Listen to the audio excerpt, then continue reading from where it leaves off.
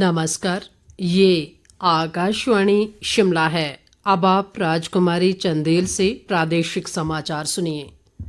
आज के मुख्य समाचार। सूचना व प्रसारण मंत्री अनुराग सिंह ठाकुर ने कहा, विकास ही मोदी सरकार की प्राथमिकता, प्रदेश को दी कई बड़ी सौगातें। मुख्यमंत्री सुखविंदर सिंह सुक्खू के अनुसार प्रदेश के हरित आवरण को बढ़ाने में मील पत्थर साबित होगा मुख्यमंत्री ग्रीन कवर मिशन। कृषि मंत्री चंद्र कुमार ने कहा, किसानों व बागवानों की आय बढ़ाने में मददगार साबित होगी ड्रोन तकनीक।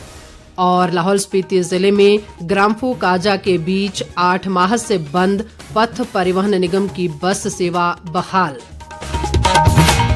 अब समाचार विस्तार से।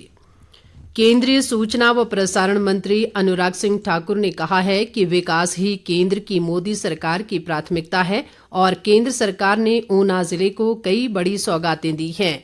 ऊना जिले के एक दिवसीय दौरे के दौरान उन्होंने आज कंदवाड़ी में 108 फुट लंबे राष्ट्रीय ध्वज का ध्वजारोहण और निर्माणाधीन शूटिंग रेंज का अवलोकन किया। इस अवसर पर उन्होंने कहा कि प्रदेश में रेल सेवाओं के विस्तार और बेहतर कनेक्टिविटी के लिए केंद्र सरकार नई रेलगाड़ियां चलाने से लेकर जरूरी आधारभूत ढांचे पर गंभीरता से काम कर रही है। अनुराग ठाकुर ने कहा कि हिमाचल प्रदेश में रेलवे विस्तार के लिए इस वित्त वर्ष में 1838 करोड़ रुपए मंजूर किए गए हैं।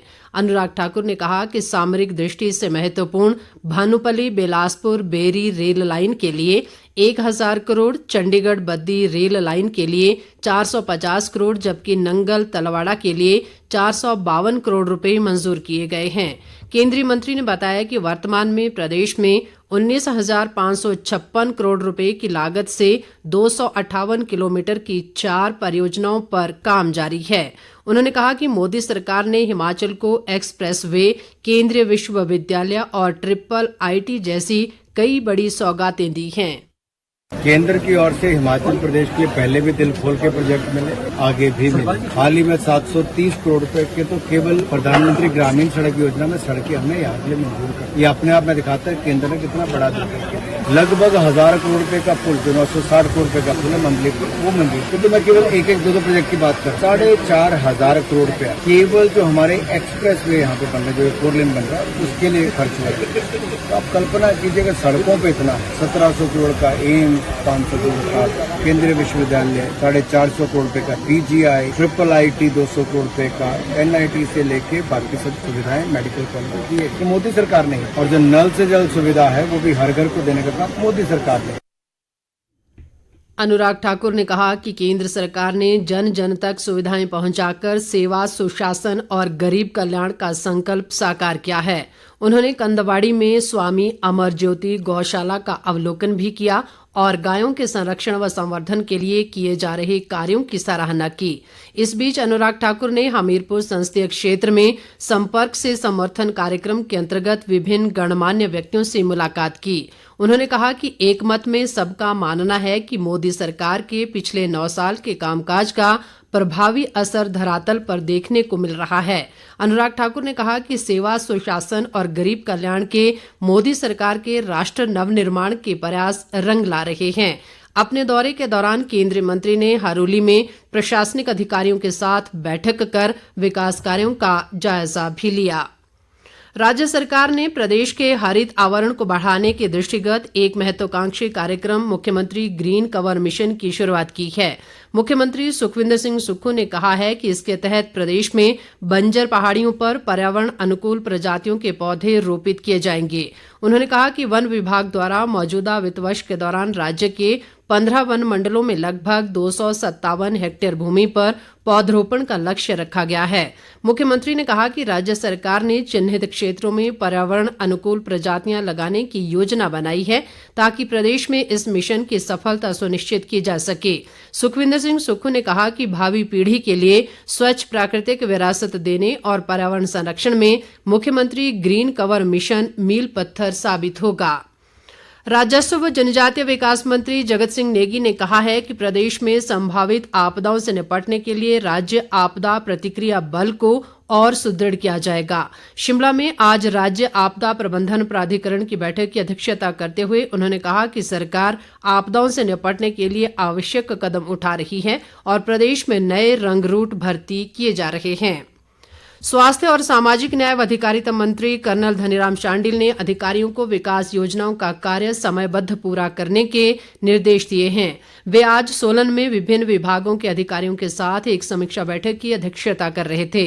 शांडिल ने कहा कि विधायक क्षेत्रीय विकास निधि योजना के तहत सोलन विधानसभा क्षेत्र में पिछले 6 वर्षों में करीब 5 करोड़ रुपए के विकास कार्य स्वीकृत हुए हैं, जिनमें से अधिकतर का कार्य पूरा किया जा चुका है। कृषि मंत्री चंद्र कुमार ने कहा है कि प्रदेश की कठिन भौगोलिक परिस्थितियों के दृष्टिगत ड्रोन तकनीक किसानों व बागवानों की आय बढ़ाने में मददगार साबित होगी।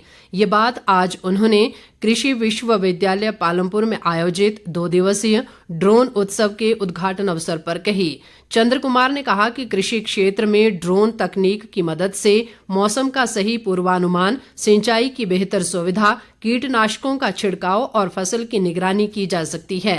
कृषि मंत्री ने कहा कि प्रदेश सरकार राज्य में ड्रोन तकनीक को अपनाने पर बल दे रही है और ये उत्सव इस दिशा में कारगर सिद्ध होगा। इस अवसर पर चंद्र कुमार ने ड्रोन प्रदर्शनी का अवलोकन भी किया। लोक निर्माण मंत्री विक्रमादित्य सिंह ने कहा है कि शिमला जिले के ननखड़ी में सीए स्टोर खोलने के हर संभव प्रयास किए जाएंगे ताकि क्षेत्र के किसानों को सेब भंडारण की सुविधा उपलब्ध हो सके। ननखड़ी में आज एक कार्यक्रम में उन्होंने कहा कि सेब बाहुल्य क्षेत्र होने के चलते यहां सेब भंडारण के लिए सीए स्टोर होना बेहद आवश्यक है।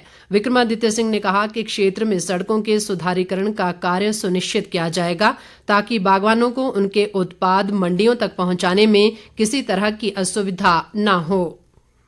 लाहौल स्पीति जिला में ग्राम्फू काजा के बीच पिछले करीब 8 माह से बंद पथ परिवहन निगम की बस सेवा आज से बहाल हो गई है।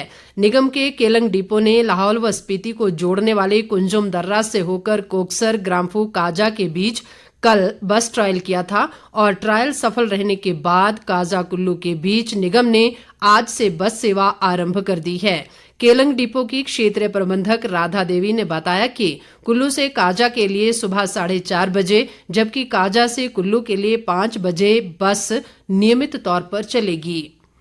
मुख्यमंत्री के राजनीतिक सलाहकार व हिमाचल प्रदेश फुटबॉल एसोसिएशन के अध्यक्ष सुनील शर्मा बिट्टू ने राज्य में football centre of excellence sports complex स्थापित करने की आवश्यकता बताई है।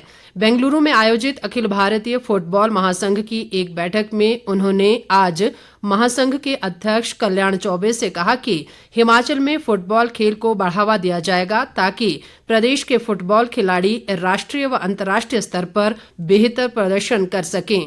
सुनील शर्मा ने बताया कि भूमि की आवश्यकता और अन्य लागत पहलुओं के संबंध में वे कल्याण चौबे के साथ मिलकर मुख्यमंत्री सुखविंदर सिंह सुक्खू से चर्चा भी करेंगे। कल्याण चौबे ने प्रदेश में फुटबॉल खेल को बढ़ावा देने और खेल अधोसंरचना के संबंध में हर संभव सहयोग का आश्वासन भी दिया। विधानसभा अध्यक्ष कुलदीप सिंह पठानिया ने कहा है कि प्रदेश में धार्मिक पर्यटन की अपार संभावनाएं हैं और राज्य सरकार धार्मिक पर्यटन को बढ़ावा देने पर बल दे रही है। चंबा जिले के भटियात विधानसभा क्षेत्र में आज सुंडल नाग मंदिर की जातर में भाग लेने के अवसर पर उन्होंने ये बात कही। पठानिया ने कहा कि राज्य के सभी महत्वपूर्ण मंदिरों व देवालयों के विकास कार्य प्रसिद्ध शक्तिपीठों की तर्ज पर एक विशेष कार्य योजना के तहत किए जाएंगे। अंत में मुख्य समाचार एक बार फिर। सूचना व प्रसारण मंत्री अनुराग सिंह ठाकुर ने कहा, विकास ही मोदी सरकार की प्राथमिकता, प्रदेश को दी कई बड़ी सौगातें। मुख्यमंत्री सुखविंदर सिंह सुक्खू के अनुसार प्रदेश के हरित आवरण को बढ़ाने में मील पत्थर साबित होगा मुख्यमंत्री ग्रीन कवर मिशन। कृषि मंत्री चंद्र कुमार ने कहा, किसानों व बागवानों की आय बढ़ाने में मददगार साबित होगी ड्रोन तकनीक। और लाहौल स्पीति जिले में ग्राम्फू काजा के बीच 8 माह से बंद पथ परिवहन निगम की बस सेवा बहाल। इसके साथ ही ये समाचार बुलेटिन समाप्त हुआ। नमस्कार।